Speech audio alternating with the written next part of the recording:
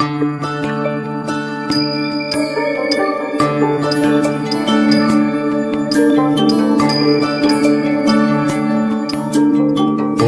नमस्ते गणपतये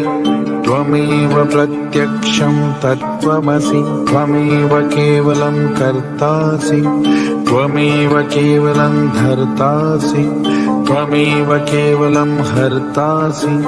त्वमेव सर्वं खल्विदं ब्रह्मासि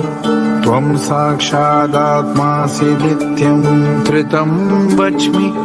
सत्यं वच्मि अवत्वं मा